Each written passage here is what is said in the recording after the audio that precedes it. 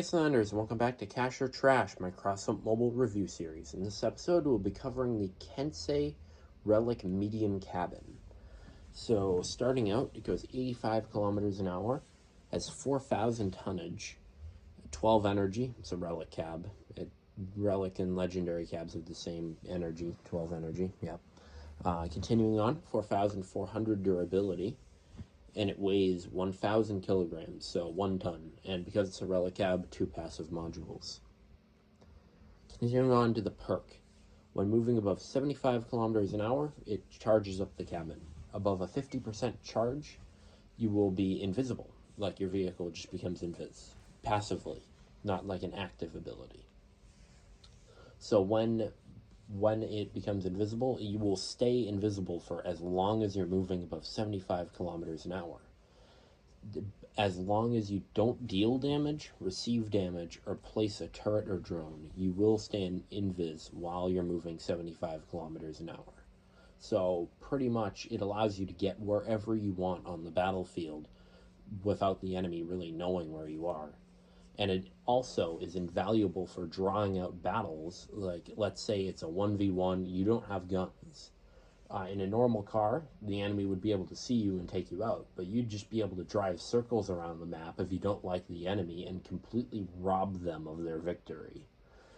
Continuing on, to the second part of the perk, while you're invisible, for every half a second while you're invisible, it gets a charge, and each charge will buff your damage by 2%, and this stacks up to 10 times, giving you a 20% damage boost when you come out of invis, allowing for some very effective sneak attacks with extra damage, and really just the enemy not knowing when it's going to happen, because you can be as invisible for as long as you want.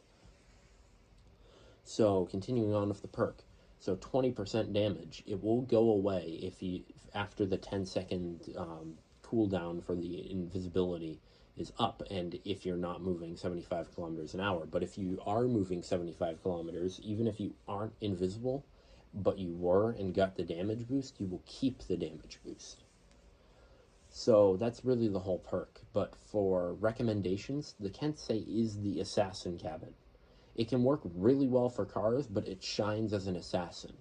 So you're looking for weapons that deal very high damage very fast. So you can just sneak attack someone and then just rip them to pieces very quickly. That is the way to run the Kensei. You can run it other ways, but it won't be... its full potential is an assassin. Or something that's just going to be constantly going invis and being annoying. But the Kensei is the assassin cabin. For recommendations, the something that's pretty much a must, the buggy wheel. It will reduce the speed requirement by 20% if you have 10 of them, which is very effective. But let's get on to some gameplay.